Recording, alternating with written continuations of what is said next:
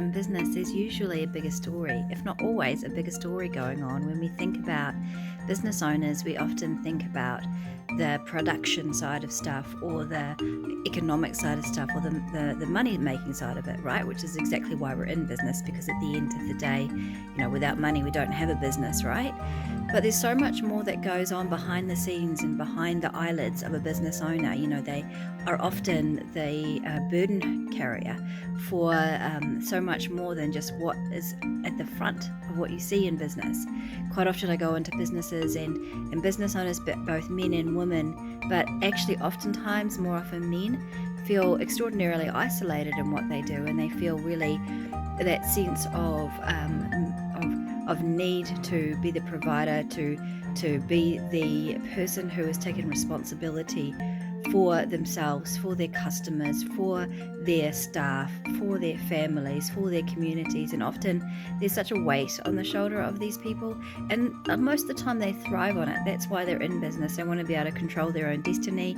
They want to be able to make their mark on the world and contribute in whichever way they can. But sometimes, on the flip side of it, it can be isolating, and it can be that business owners find themselves in a position where they don't know where to go, they don't know who to talk to when things are hard, and when things are painful, and when they're struggling, and when they can't always see a way out.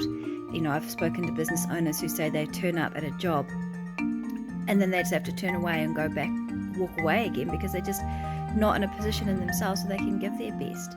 And that's sad to see business owners get to that point in time where they just are so overwhelmed by what's immediately in front of them that they can't always remember the big picture and that why, the reason why they got into business.